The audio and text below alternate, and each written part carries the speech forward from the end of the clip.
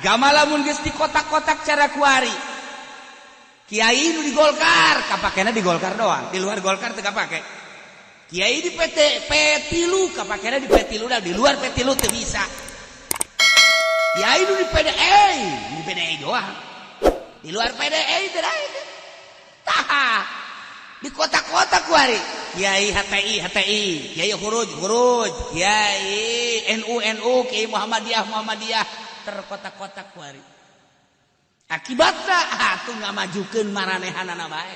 Masyarakat kumaha? Teu bisa batak lamun kuari mah ngadengekeun ceramah bae kiai di mana ye? NU paingan berat ka pamarentah. Ku NU jing. Sos kitu kan bahasana ge masyarakat. Yo, eta kiai mana eta? Teu mah kieu Golkar paingan ngajak merecet koneng bae. Golkar ieu. Negara itu kan masyarakat. Eta si kiai mana eta? Itu PDI. Waduh, paingan ngagadilan bae PDI. Ya masyarakat. Hanya kiai nu teu berkepentingan nu masih kena didengekeun ku masyarakat. Didengekeun bari pake kiai mana eta? Golkar lain nya mah. Eta lu urang ento nya mah. PDI meureun teu kabagian.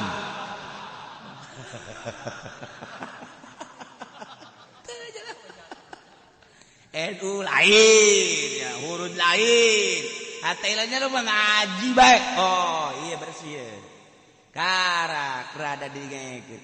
Asal kadang-kadang kiai mana sih teu bagus tuh ceritana nama. Tapi bangun kos kitu teh mah ceritana. Kiai teh NU, oh paingan berat ka si eta. Geus teu bisa henteu kos kitulah kaayaanana. Deuk kumaha atuh. Anu timbul bahasa masyarakat teh seperti kitu terkotak-kotak. Dek sanu ngarapian coba kuat. Kuari dek dinasehatan ku NU. Tek jeuli datang ka bisa didengekeun. Sebab jana kadengena berbau ka ditu. Kuari dek dinasehatan ku FPI tek jeuli bisa mah bisa bae brul-brulan. Jang supaya didengekeun dipake moal sebab naon? Geus kanyahoan nya mah kelompok eta bae. Coba kiai mana teh ya? Kiai HTI teu bisa. Sebab jana deuk didinya bae. Kurud embung aing daripada jujubahan ka ditu. Masak unggal masjid teh hayang aing. Maksudna teu saralah kabeh ge nu di NU teu salah, di HTI teu salah, Huruf teu salah. Anu mana ge eueun nu salah da kitabna mah Al-Qur'an kabeh ngan kepentingan ajang kelompoknya na kabeh. Kelompok masing-masing bakal jadi penasehat mal bisa. Kos kuali polisi neuk negakeun hukum bisa ditarima ku nagara ku masyarakat moal sebab berat ka ditu. Moal kuduna nyana teh lempeng. Nu salah asal kelompok itu dibenerkeun. Nu bener tapi lain kelompok itu disalahkeun. Apakah bener tak kos gitu? Apakah bener tak kos cak polisi jipan gitu amat di neraka siang ke. Emang ngalempeng-lempengkeun jurig sia doang. Engke sia kuari mah heueuh bae. Engke tah aing mah tah ngaji tah. Je parangsan. Tah urang keur kalut balik di Indonesia. Batak kula mah selalu ngadoa ya Allah ya Rabb hijikeun deui Gusti bangsa Indonesia naon hartina jeung naon ngeunahna ieu ririweuhan jeung riributan. Gusti hijikeun. Coba lempengkeun kurang satu tujuan kuari mengisi kemerdekaan supaya aman tentrem kurang ngeunaheun berekonomi berpolitik ibadah ka Gusti Allah kan nikmat daripada urang gontok-gontokan naonan tah nya ngadoa bae aja doana can diijabah jauh nu mere duit tah baki pudoli tah ke situ aya ngadoa di panggung kikieuan anu mayar sugan sorangan ngadoa teu henteu jauh deui bae teh bagi enggak sama disebutkeun nah. Nah ieu keur carita aya pengembargoan. Ceuk Ibnu Sa'ad 15 poin 15 detik. Cek Ibnu Uqbah mah 17 poin 17 detik. Nu jelas Yahudi teh Yahudi Bani Nadir, aya Yahudi Bani Quraidah kabagi tilung ge. Nah ieu mah Bani Quraidah diembargo ku Kangjeng Nabi taat supaya ulah aya hubungan jeung mukminin. Masyaallah perekonomian kalut. Akibatna perpolitikan teu lancar. sebab tidak saling mendukung. Urang kuari di Indonesia nu mantak maju ge saling mendukung. Ayaki tu naon kitu ngaranna kedutaan-kedutaan anu bisa ngamaju ke negara. Kedutaan Arab, kedutaan Amerika, kedutaan Inggris, kedutaan Jerman, kedutaan Belanda, Malaysia, Thailand dan lain sebagainya. Melalui kedutaan-kedutaan etalah saling mendukung maju negara. Lamun urang di embargo tak putus.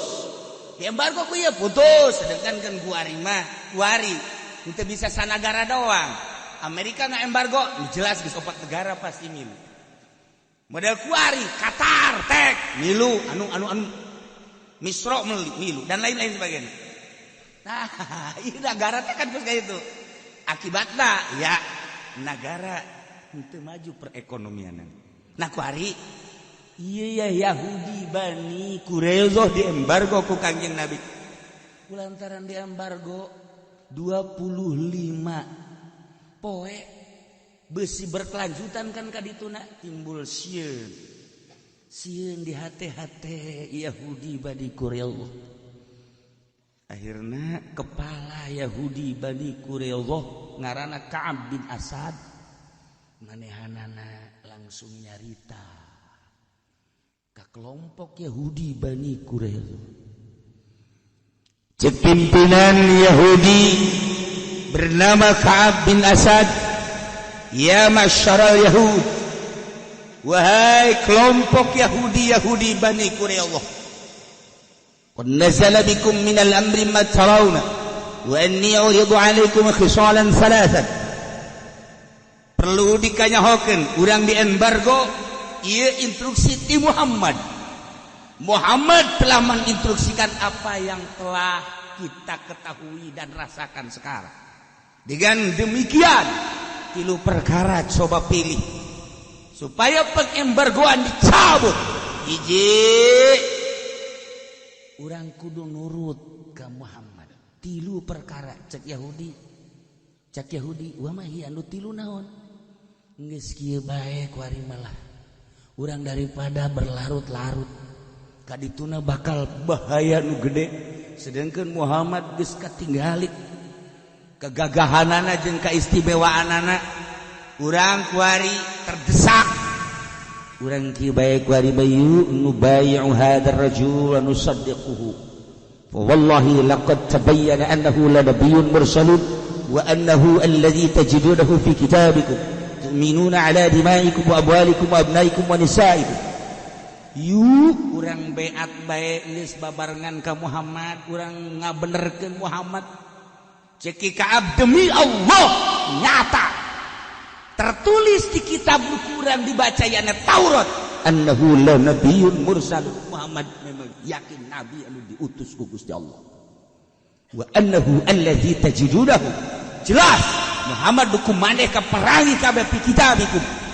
Baca dina kitab Taurat tanda nabi nu bakal datang, nabi akhir zaman setelah Isa. Ngaranna Muhammad. Tanda-tanda rambutna, pangambungna, biwirna, celikna, dedeg pangadeg, kulitna, akhlakna seperti itu.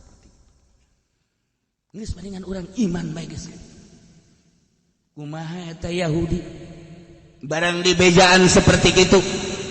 Urang lamun iman kumaha? Aman engke ceknya. Urang moal di perangan ku Muhammad. Harta urang jadi aman, anak urang jadi aman, pamajikan-pamajikan keluarga urang jadi aman untuk mengambil pengamanan. Geus, urang beat bae geus ka Muhammad. Kumaha setuju? Tetep bae Yahudi fa abau. Ulah waka gancang-gancang arariman urang atuh. Keheula. Perlu pertimbangan Ka'ab. Teu mah babari teuing teu mah kos kitu mah. Nah, lamun urang kuari ieu embung kumaha ieu? Lamun embung iza abaitum ala hadhihi. Lamun marane embung teu iman ka Muhammad, embung percaya ka Muhammad, embung nuturkeun aturan Muhammad, urang bakalna dibunuh anak-anak urang, pamajikan urang, keluarga urang. Ieu kan bahaya pasti. urang berhadapan jeung prajurit Muhammad perang. Nah ieu nu dipermasalahkeun urang merangan kelompok Muhammad eta kan berat seperti eta. Coba kumaha? Yahudi lantas ngomong memohon bahwa aya keneh jalan keluar. Coba. Urang neangan jalan keluar coba kumaha? Akhirnya pertimbangan Yahudi untuk mencari jalan keluar memohon ka Kangjeng Nabi. Wa arsalu ila Rasulillah an ib'ats lana Aba Lubanah. Coba ngutus ka Muhammad supaya bisa menyelesaikan seseorang di kelompok Muhammad nungaran Abi Lubanah. Sebab Abi Lubanah teh kapan tadina Yahudi. Anakna kan aya di urang keneh, pamajikanana jeung keluarga aya di urang. Harta-hartana ge kapan nyana aya keneh di urang.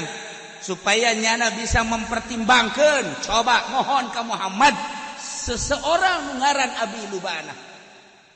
Setuju oge akhirna. Datang kelompok Yahudi Bani Quraisyah ke Kangjeng untuk memohon supaya diutus salah seorang nungaran Abi Lubanah dalam rangka menyelesaikan konflik supaya ulah berlarut-larut. Kudu kos kitu di negara ge. Di negara urang konflik kamari. Di antarana konflik anu teu nyaman lantaran ketidaksetujuanana masyarakat Jakarta dipimpin ku Ahok. Maka terjadilah demo besar-besaran. Nu kudu namakan dipanggil aya naon ieu ieu mah deuk datangnya ka istana kok teu meunang. Ieu teh salah ka saeutik. Tetapi lain berarti salah secara total. Horenganan meureunanan ieu kan kembali ke konstitusi. Siapa aing heran. Bangun sinis teh. Lantaran ieu dipilih ku masyarakat, maka dikembalikan ke masyarakat. Sebab lawan, sebab hanya kelompok kecil lah yang tidak setuju. Nah dengan demikian kembali ke konstitusi. Dengan demikian tunggu kita adu kekuatan, pilih kembali. Salah negara, sebab di urang negara demokrasi, ya kembalilah ke masyarakat. Dengan demikian kita uji coba kekuatan. Dah, cuman masih kena ditangtayungan ku Gusti Allah. Alhamdulillah. Ahok KO. Selesai permasalahan.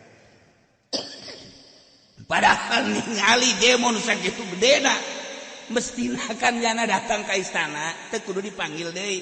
Ja aya penasehat kan di negara teh. Wiranto penasehatna Ki Hasyim Muzadi, penasehatna dan lain-lain sebagainya. Atuh batak naon? Teh panggil. Ngomong duaan. Sang pendemo dengan presiden. Tontonkan ku urang kabeh.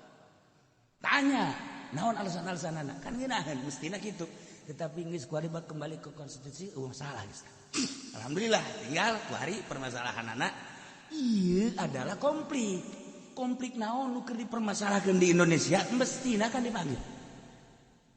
Konflik kan macam-macam di Indonesia teh. Konflikna konflik politik, konflikna konflik perekonomian, konflikna konflik perbudayaan, konflikna konflik agama, penganiayaan, konflik agama, penistaan dan lain sebagainya. Ila konflik-konflik ieu nu kudu diselesaikan. Nah, kudu cerdas pemerintah teh atuh konflik naon ieu permasalahan teh. Jadi negara teh aya menteri-menterina. Jadi negara teh aya DPR-DPR-na. Jadi negara teh aya MPR-MPR-na, aya penasehat-penasehatna. Konten bisa menyelesaikan konflik bangunna, tapi ternyata alhamdulillah selesai. Kembali ke adu kekuatan. Nah, ini kan model kosnya untuk menyelesaikan konflik.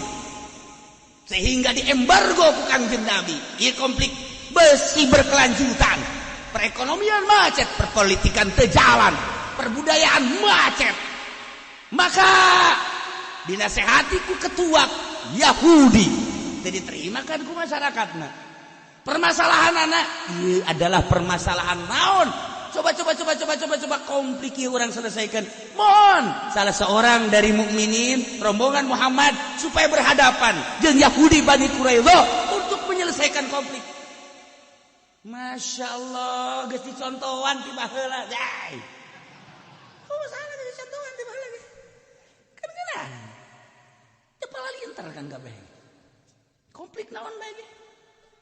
Konflik rumah tangga nu tadina dianterkeun ku ari papisah henteu meunang ngeuneunahan ge atuh ngutus salah saurang untuk menyelesaikan konflik rumah tangga. Kok nu tadina direpokkeun ku ari teh repok sih? Nah, pab'atsu hakaman min ahli wa hakaman min ahliha.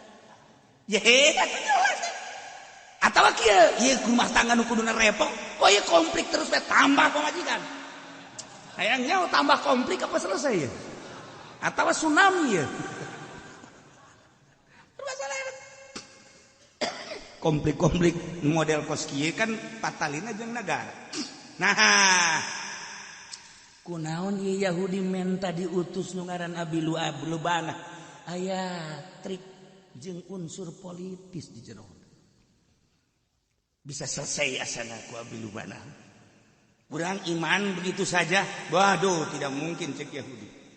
Bari di hateletik da bener jeung Muhammad teh tertera ieu di kitab Taurat eta bagaimana persis. Tetapi kapan urang teh akan boga kitunan budaya-budaya jeung boga harga diri masa kudu imban kabeh ka Muhammad teu bisa diselesaikan tetap hese. Maka Abi Lubana dimohon ka Kangjeng Nabi, diutuslah ku Kangjeng Nabi turun ayat ieu nuzila fi Abi Lubana ngaranna Marwan bin Abdul Mundir. Lalu diutus ku Kangjeng Nabi ka kelompok Yahudi Bani Quraidah. Maksudnya liyanzilu ala hukmi, supaya tunduk Bani Quraidah atas hukum-hukum Abi Luban. Astasyaruhu, mohon musyawarah. Kelompok Yahudi Bani Quraidah terhadap Abi Luban untuk menyelesaikan konflik tersebut. Diutus ku Kangjeng Nabi. Hai Abi Lubana, kelompok Yahudi Bani Quraidah anu kuari di embargo lantaran tertunduk karena aturan-aturan Al-Qur'anul Karim, diselesaikan ku ketuana ku pemimpinna untuk supaya beat ternyata nyana moheng. Apa itu moheng? Duh, siapa hese di hoka moheng mengacan. Moheng eta ngejengkat bumi. Maka aya permohonan di Yahudi Bani Quraidah maneh supaya datang ka ditu untuk menyelesaikan konflik ieu. Selesaikan Abi Lubana. Siap.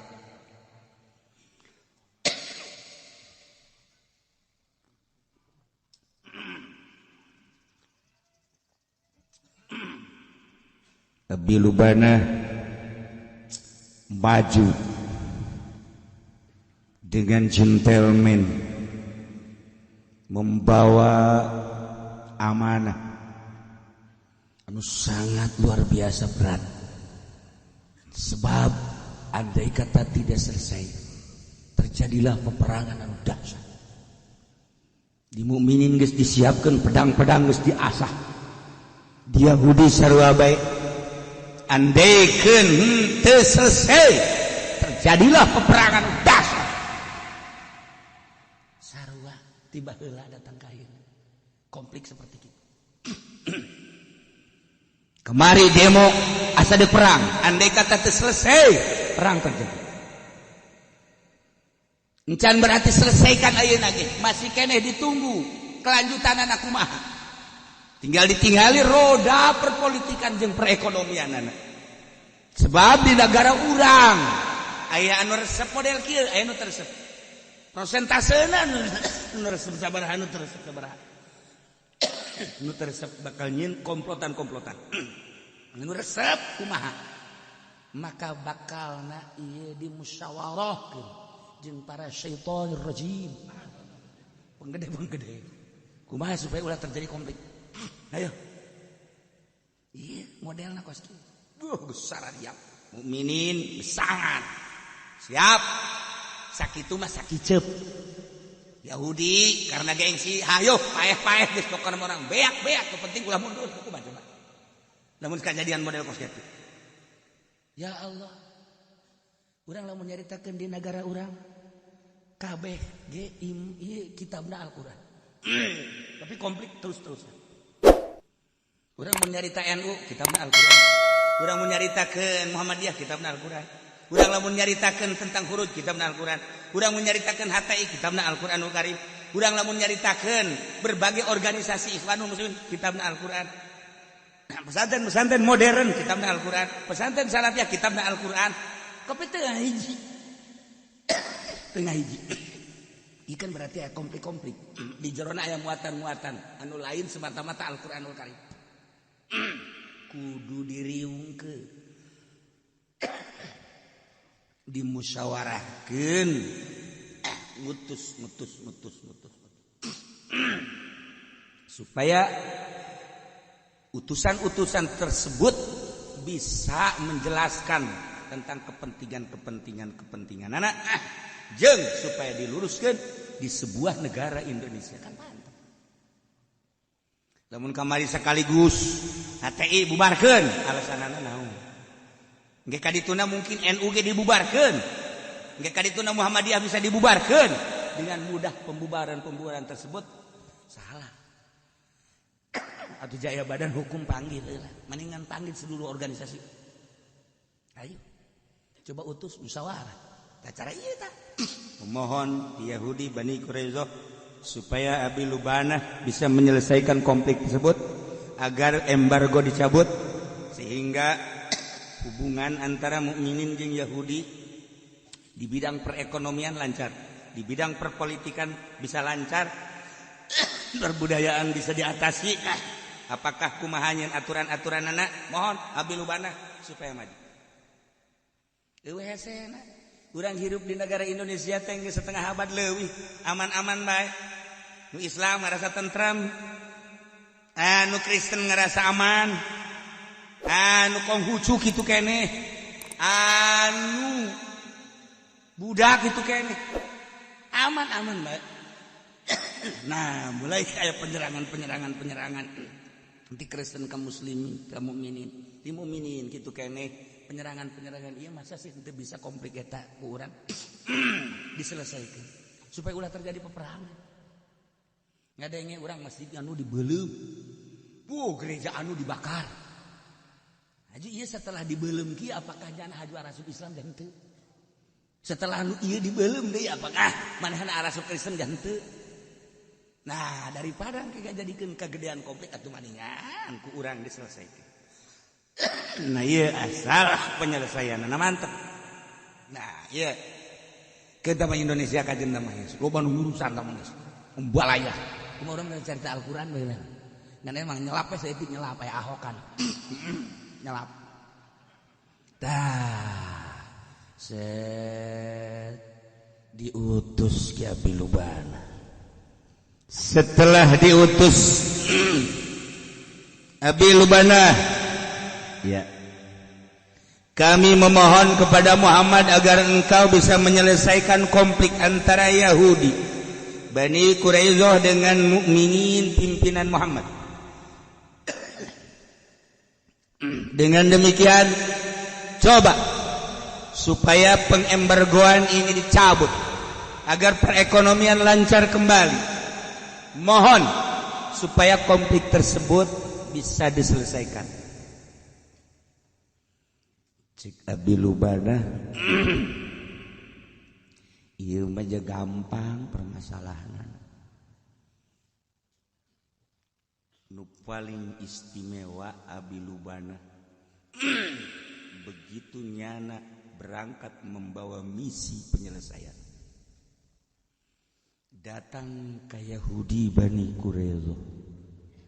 Begitu nyana datang dihormat. Lalaki-lalaki Yahudi kabeh narangtung menghormat ke Abi Lubanah.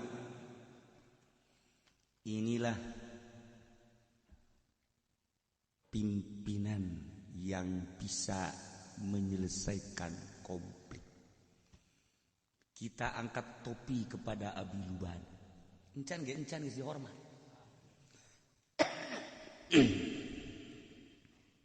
Awewe di Jakabe sungkem.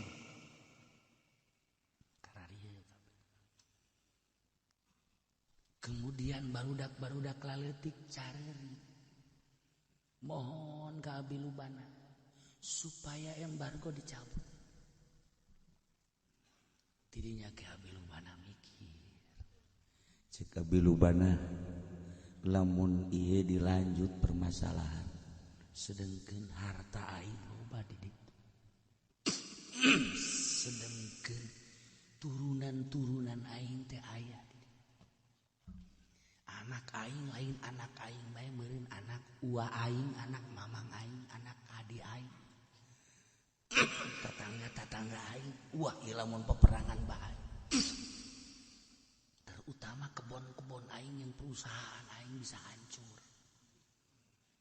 Wah, cek Abi Lubana demi mengutuhkan harta aing, demi mengutuhkan keluarga aing, demi mengutuhkan anak aing, maka Abi Lubana anu sakitu hebatna utusan Kangjeng Nabi mengkol hatena untuk mengkhianati mukminin. Politik seperti itu, politik mah seperti itu. Berangkat di imah mulus di tengah jalan mengkol. Ke awal jadi DPR niatna mulus. Barang geus diuk di kursi embol-embolan mengkol. Masyarakat mengharapkan ieu mah jalurahna ge ustaz. Insyaallah karim. Diharapkan untuk melaksanakan roda perpolitikan di desa tersebut seadil-adilnya dengan niatan anu mulus si ustaz lagi insyaallah. Begitu terpilih luh keustadanana mulai sapoe leungit, masyaallah. Setelah dilantik hanya beberapa hari keustadanana kadituna bebajingan. Eta sakelas lurah. Oh mau kelas bupati. Emang bupati aya anu lain bajingan tuh. Bajingan. Lamun make kacamata Al-Qur'an. Lamun make kacamata bajingan mah tuh nya ge boh KM bajingan. Hesek wari urang. Tah, iyalah. Ieu sagede Abi Lubana bae. Diutus ku Kangjeng Nabi untuk penyelesaian konflik, penyelesaian anak di jalan belok katena mengkhianati mukminin. Sebab naon? Pan di ditu teh aya harta aing ambalaya. Mun terjadi peperangan cilaka. Oh, di ditu teh kapan aya keluarga aing. Mun terjadi peperangan cilaka. Beuh, di ditu teh kapan aya anak-anak aing, incu-incu aing.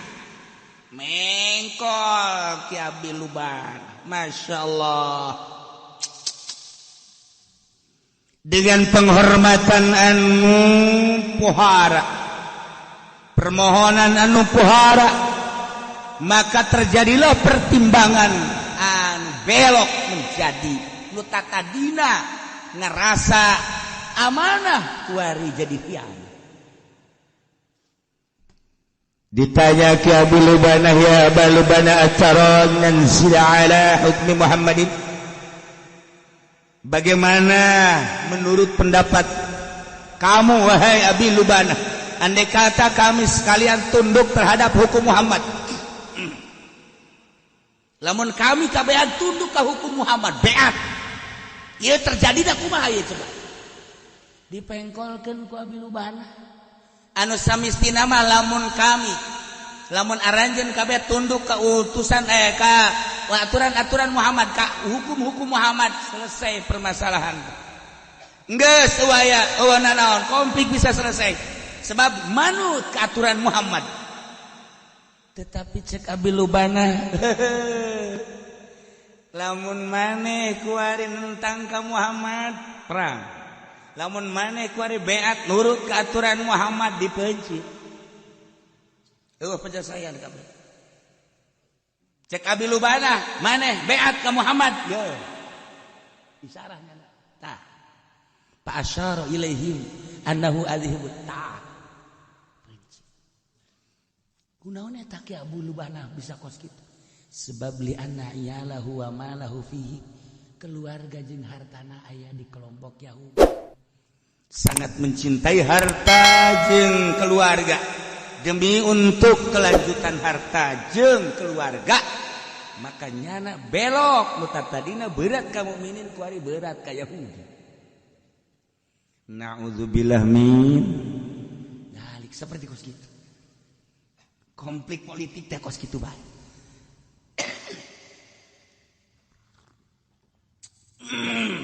teureun-eureun terus bae di negara kitu bae kuari ge terus bae kuari leuwih dahsyat maka kulantaran hianatna Abi Lubana Ki Abi Lubana kembali ke mukminin embung menghadap Kangjeng Nabi dianggap bakal bisa menyelesaikan ternyata tambah konflik sebab pengkhianatan terhadap Allah jeung Rasulna terhadap amanat-amanat turunlah ayat ini ya ayyuhalladzina amanu la tahunullaha war rasul wahai eling-eling jelema anu arariman para mukminin mukminat sing hadela takhunullah ulah rek harianat maraneh kabeh ka Allah war rasul jeung ulah hianat aranjeun kabeh ka Kangjeng Rasulullah wala takhunu ulah hianat aranjeun kabeh amanatikum ka amanat maraneh kabeh sing hade hiji dilarang mengkhianati Allah. Mengkhianati Allah berarti tengah laksanakan perintah-perintah fardu Allah. Khianat terhadap hayang nyahok jelema anu mengkhianati Allah ketika jelema anu teu salat eta pengkhianat Allah. Di imah urang lamun anu teu salat ieu ngakhianat Allah. Teu puasa pengkhianat Allah. Tengah zakat pengkhianat Allah. Geus disob teu haji pengkhianat Allah. Loba kene di Indonesia pengkhianat Allah. Nomor kedua pengkhianat Rasulullah. Teu nuturkeun sunnah-sunnah Kangjeng Rasulullah sallallahu alaihi wasallam. Pengkhianat Rasulullah. Nomor katilu ngakhianati amanah-amanah Allah. Baik di segi agama maupun di luar agama. Agama Islam ketika ieu agama nu kudu diutuhkeun kemudian agama dicaci maki kemudian agama dilecehkeun kemudian agama ieu diapilainkeun ieu tanggung jawab urang sebab mun urang henteu peduli berarti urang pengkhianat agama. Selain agama diri urang dibagi bere mata ieu amanat aing mere mata ka sia jang neuleuan Al-Qur'an jang neuleuan hadis jang neuleuan kitab-kitab Allah digunakeun naon ku sia mata sia cukup jang colokeun malaikat di akhirat ketika neuleuh TV kocek ayo sia komo eta mah aki-aki geus kieu bae.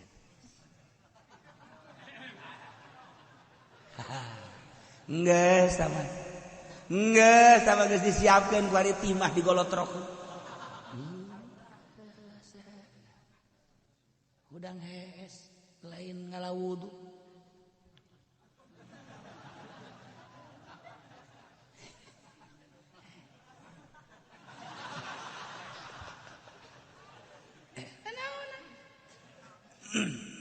KWC di bawah keur ngising tarolol kabeh. Pengkhianat itu. Sili amanat Allah. Irung amanat Allah. Lisan amanat Allah, lenat Allah. Beteng amanat Allah, suku amanat Allah. Dubur amanat Allah, kubul amanat Allah. Awas ya. Namun sia hianat terhadap amanat-amanat Allah. Geus ngajungkel di neraka jahanam. La takhunullah war rasul. Ulah ngahianati Allah jeung ngahianati di urusan harta, gonimah. Ieu aya aturan Allah nu ngabagina Kangjeng Nabi. Ketika menang gonimah, nah iyalah ulah hianat terhadap gonimah.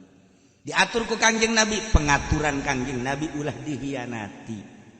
Amanat ulah dihianati. Eta terhadap gonimah. Kuari urang ye, awas. Ieu kaparduan teh amanat Allah. Nu nyampekeunana Kangjeng Nabi. Nu utar aturna Kangjeng Nabi ulah ngahianati Allah jeung Kangjeng Rasulullah. Kemudian ieu kabeh adalah merupakan amanat. Kade ulah dihianati. Kekayaan amanat Allah sing hade ulah mengkhianati kekayaan. Jabatan amanat Allah awas ulah mengkhianati jabatan. Awas kadek pangkat amanat Allah ulah dihianati pangkat. Sehat amanat Allah ulah mengkhianati sehat. Ilmu urang diberi ilmu ku Gusti Allah ulah mengkhianati amanat Allah. Maneh diberi ilmu naon? Diberi ilmu politik kadek. Sing hade sia diberi ilmu politik teh ulah dipake hianat. Mengkhianati politik nu dibikeun ku Gusti Allah cukup jang hojai di neraka jahanam. Urang diberi ilmu agama ku Gusti Allah, ngarti kana tafsir, ngarti kana hadis, ngarti kana fikih, ngarti kana tauhid. Awas, amanat di Gusti Allah ulah dihianati amanat. Kiai aya ngahianati ilmu kumaha? Dijual teh kaharti cenah kiai dijual teh. Maneh jadi kiai Golkar engke kadituna menjual ilmu maneh untuk mendukung Golkar lain ka Allah eta geus menjual amanat Allah. Kiai Golkar bakal dikerahkan. Diancub-ancubkeun sebab nyana geus mengkhianati agama. Goblok kiai Golkar. Lain cak aing cak Allah. Emang nyampaikeun doa. Ih, cenah teu mah kiai nyampekeun aing balik sia. Oh, tadi tuh. Awas udang isin sia. Aduh. Eta wala takhulu amanatikum. Ji ulah gahianati amanah hanya untuk partai, lain ka Allah, hanya untuk organisasi, lain ka Allah. Matak baheula mah bau NU teh luar biasa dengan atas nama Kiai Haji Hasyim Asy'ari. Masyaallah murikak bulu urang. Tapi kuari udah dikamanakeun dijualna sebagian tapi hianatnya. Eta cenah model penceramah. Wah eta teh sarua. Aduh. Pengkhianat. Kiai-kiai anu osok ngajual ceramahna pengkhianat deuleukeun tungtung. Lain ngagungkeun Allah. Waduh cenah kalau mah teu butuh kan amplop mah nu penting mah jero. Hianat. Hianat. Pancena kadinya nunjukna kabeneran.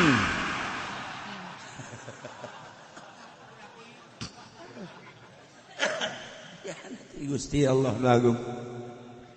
Ulah jadi pengkhianat urang. Masyaallah. Geus bungul atuh tambah nu boga jabatan mah jangan hianati. Dilantik nama Quran dikieukeun.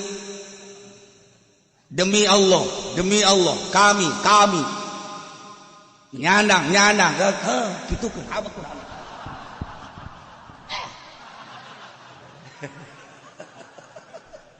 Masya Allah. Kadeuleu ku kabehan Quran dikieukeun sanu mita meureun. Hianat gorenganna. Ya namun di negara orang DPR teh hianat maju mantep Namun pemerintah teh hianat beuh siadana. Jalan diampar ku emas. Kuari dipicung ka dieu Mas Tono malulu. Ngaguling gedeung-gedeung Mas Tono, gedeung-gedeung Mas Eko.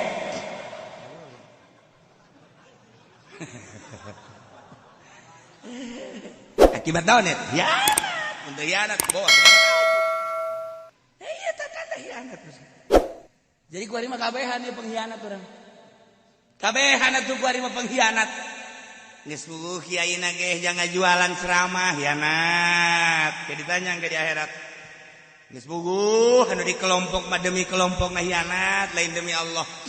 Hianat berarti. Geus puguh pemerintahna hanya untuk kantongna bae hianat.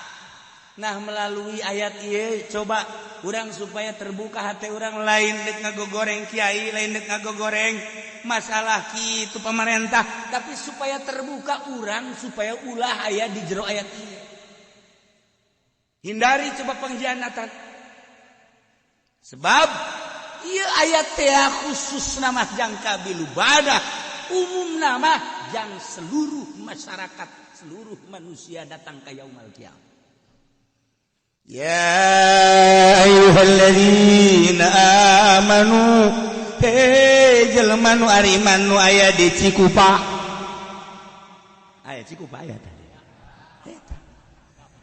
La tahunullah war rasul. He mukminin mukminat Cikupa, ulah osok ngahianati Allah. Tuti sarolat urang Cikupa tarolol. Tenurut ke aturan Kangjeng Rasulullah garoblog. Wala takhulu amanatikum ulah hianat ka amanat maraneh kabeh nu geus ditemblekeun ku Gusti Allah ka maneh sing hade ieu amanat khusus Cikupa. Bacakeun deui ku urang di Bojong. Ya ayyuhalladzina amanu urang Bojong. Aya di dieu Bojong. Sing hade sia nyeureun sendalna ulah ngamana ulah hianat. Kunaon di Quran aya Bojong. Masya Allah. Urang sepatan nu mantak kami embung ge minum di sepatan hanyir.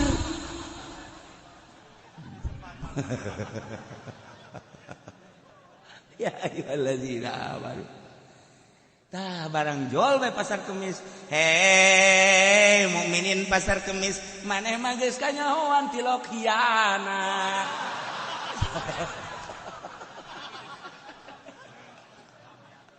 Demo kabeh. Ieu sih adalah takhunullah, ulah mengkhianati Allah. Perintah-perintahna tugas-tugas secara faraid fardu-farduna laksanakan. Sing hade diri urang mesti jadi pengkhianat Allah ketika datang waktu salat, mun teu salat mengkhianati Allah. Lamun geus mengkhianati Allah atuh babarieun Allah mah goblok sia dihirupan ku aing, disehatan ku aing, dibere tanaga ku aing nghianati ka aing. Ayo sia. Geus ditungguan ku aing sia, ayo. Isukna teu salat teh, isukna teu salat teh. Nah. Naiknya motor teh. Bro. Masya Allah ngubrus ka empang batur. Itu buku teu karupan ngubrus, bahasa anu disalahkeun coba ayo. Tabrakan onam aya sini disalahkeun ngubrus. Motor hancur nyanana bengep. Ayo nyalahkeun saha coba ayo. Paling ge goblok ge sanu nyen empang. Sak nu boga lae tol sia. Kunaon nyalakeun empang aing. Coba cenah mun empang maing moal ngubrus hei goblok sia.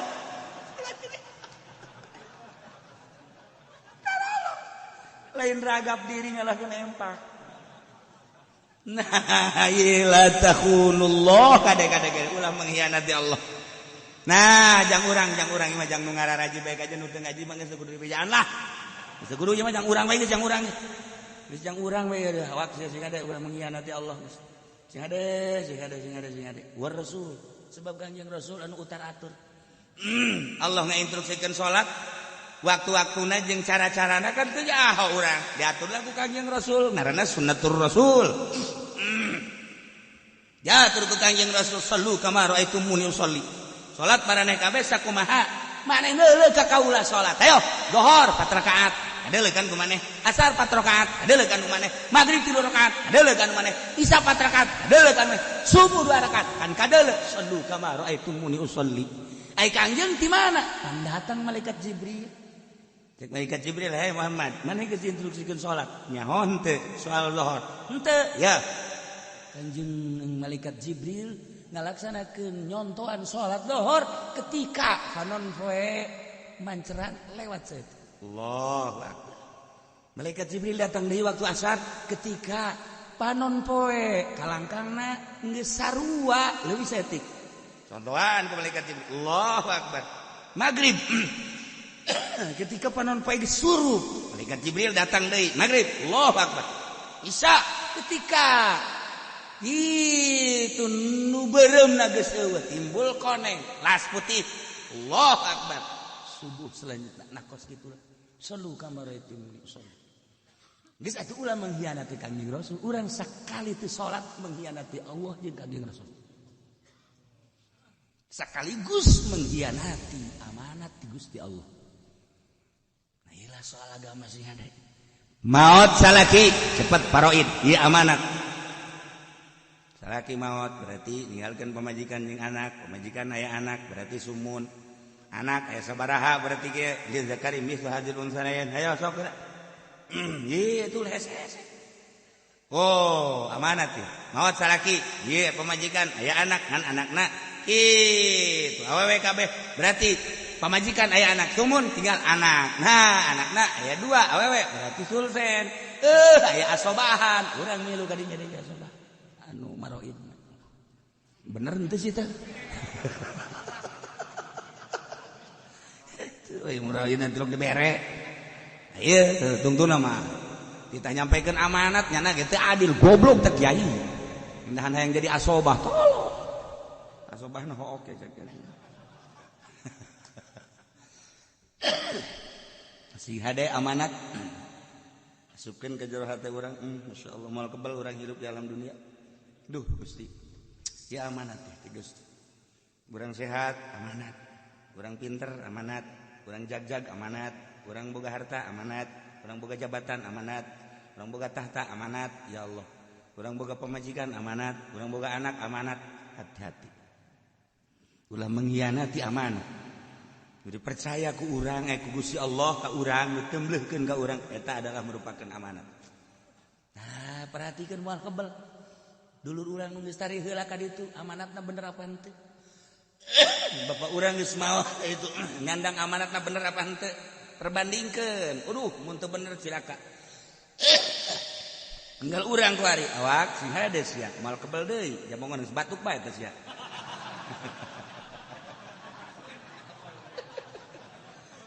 Dulu batuk ya kadang panjang umur kadang teu batuk-batuk. Dulu teh loba aja kos gitu batuk bae dia panjang umur nu teu batuk cek.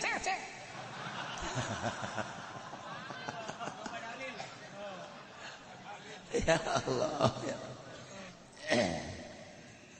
Wa antum ta'lamun bari aranjeun teh kapan nyaraho tentang jore tentang bagus kajorean anu jore kabagusan anu bagus maneh teh kapan geus nyaho tentang kabagusan jeung kagorengan geus atuh kuari mah maneh dibere nyahona bagus jeung jore-jore jeung bagus bagusna nu bagus jorena nu jore eta adalah merupakan amanat kade wala takhunu amanat. Maneh teh kapan geus nyaho dina perekonomian teh lamun memang aya hiji benda hiji barang 2 hargana beda hargana berarti eta teh nu kos kitu ngaranna riba. Maneh geus nyaho riba teh bakalna jadi seuneun neraka eta tah kanyaho maneh sing hade teh sing hade amanat sia haji goblok tolol sia nyaho ongkoh teu dipake ongkoh nah jang ka neraka jahanam cukup pun diri. la takhunu amanat. Aduh cenah kiai mangkana eta nu sok dipake ngaji teh ka kiai. Motor kula eta aduh kreditan. Itu sia teh aku naon tolol. Kula lamun teu kredit teu bisa ulang ngaji sia. Ulang ngaji geus engke boga motor nu bener karek ngaji. Geus ku ari mah beulem da motor. Heuy. Aduh. Iya sudah ada aja numpakan motor jadi doraka. Mana teh mah ngabejaan wae teh mah.